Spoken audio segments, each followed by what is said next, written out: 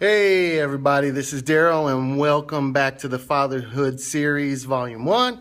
This is Episode 8, Commitment, Character, and Ethics.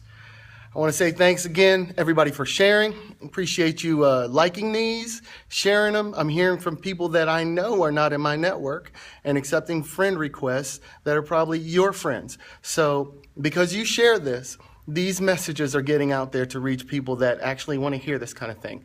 And we were just, a lot of people I've been talking about young men and how some of these things they're saying, man, I haven't heard of this before and it sounds so right and I want to be that way. And then I've heard some other people say that I can't change.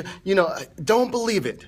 Don't believe it. Yes, you can change. You know how I know that? Because you're not wearing the same clothes style that you wore 6 years ago. So you have the ability to change. You see the need, and you feel like it's a need to change your style or else you're going to look goofy. So you change your style. You get comfortable with it. You spend time with it. You get to know what it is. And then you go out and you look for it. And then you do something about it. You pick it out, you choose it, and you put it on.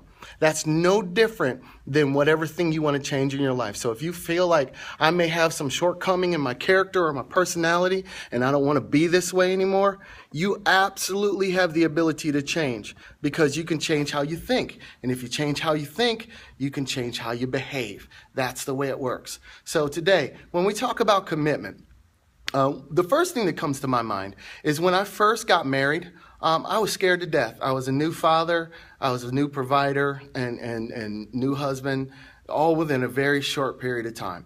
And, the commitment that I made before I got married was, you know what? I do love this girl. I do want to be with her. We do get along. There's some things that we fuss and fight about, but that had everything to do with me in my areas and had things to do with her and hers, but we loved each other desperately. So very quickly, I had to learn to make a commitment. And so I committed to being married. And this week is going to be 26 years. And somebody said to me this morning, man, that's a long time. It really depends on how you think about it. Because, way back then, I wasn't even thinking about 26 years. But I was never, ever thinking about it ending. And I think that's the difference. I made the commitment to this thing, and I'm going to do what it takes to make it work. I'm going to learn what I need to learn. She's going to learn what she needs to learn. We're committed to each other. And one of the things that we have taken out completely out of our dialogue is it's not even allowed to be said, talked about, hinted towards, is divorce. Because that's not an option. It's because divorce leads to brokenness, period. In you, in your spouse, in your kids, in your family. And one of the dynamics that we have in society today that hurts my heart is the fact that kids have 4 or 6 or even 8 grandparents, and we don't know what family to go to, and we don't know what to this, that, and the other. And I believe that's directly born out of the selfishness of not deciding to be committed to something. It's too difficult to fix. I don't know how to fix it. Well, I'm going to ask you a question. How hard did you try?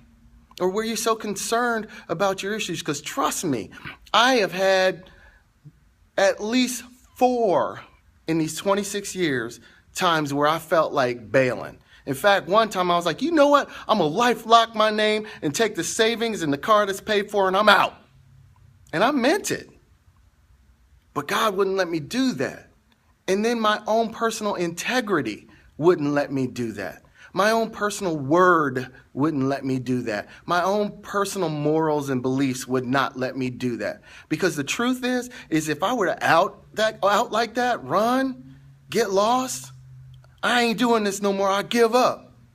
Do you think that the issues that were causing those problems would leave me or I would just take them with me? It's part 2, gentlemen. You take your problems with you because your problems are in you. You have got to look in the mirror, fix that guy that's in the mirror, fix that girl that's in the mirror, fix that hurt, find out where it came from. Because, we talked about this in the part why she's so critical.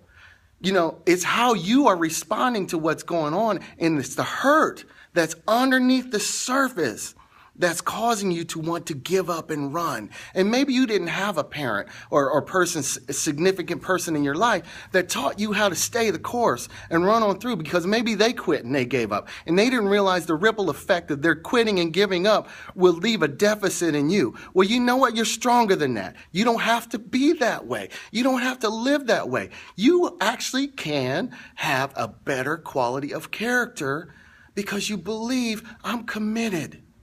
I'm going to stay in this. I'm going to work it out. I'm going to find out what's happened. I'm not going to treat the leaves at the top of the tree, which are the symptoms, the fights. I'm not going to try to treat the fights. I'm going to try to find out where the fights are coming from. And I can't fix my wife. I can't fix my girl. I can't change my friend. I can't change other people. But man, I can sure look at me and I can change me. So that's really what we're talking about. When you choose the commitment to A, deal with your own baggage, and then you choose to say, I'm going to have quality character. I'm going to be a person that is believable. I'm going to be a person that is trustworthy. I'm going to be a person that people want to talk to. They want to hang out with, because I'm not going to steal from them or take from them or use them or manipulate them. When you choose and you commit to being that kind of person, you have chosen the narrow path. You have chosen the power path. You have chosen the path that a very small percentage of people are willing to go down because they don't believe they're strong enough. Well, you know what? I believe you're strong enough. I believe we all are. But you've got to believe it for you, and you've got to make a decision that that's what I'm going to do. That's why we talked about goals. And then you got to persist to do that thing. You got to visualize yourself being that way. Don't think of your relationship in the terms of the things you don't like about it. Think about it in the terms of the things you want to have in your relationship. You keep that in front of you. You read that to yourself every day. You think about that. And when you think about that, you start to hear ideas that help you get there.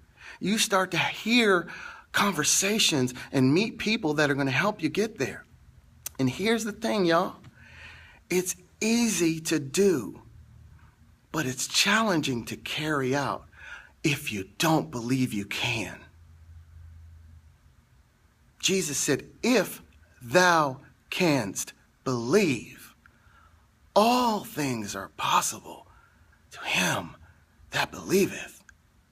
The if part of that, if thou canst, if you, that means it's contingent upon you being able to wrap your head around the fact that you can believe it. If you can get there and actually believe it, if you can actually say this is going to happen, if you can get there, all things are possible. All things are possible. All things are possible. You don't have to leave that girl. You don't have to leave your woman. You don't have to leave your family. You don't have to quit anything.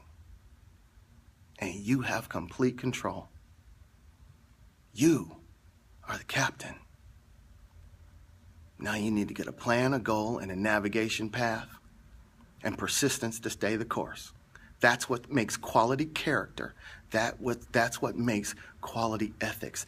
That's what makes you a powerful man. So anybody that says being a man is anything other than what I've been sharing with you, you need to look deeper into their motives and what's going on in their life and look at the fruit of their life. If their life is not better than yours, then you don't really want to listen to what they have to say.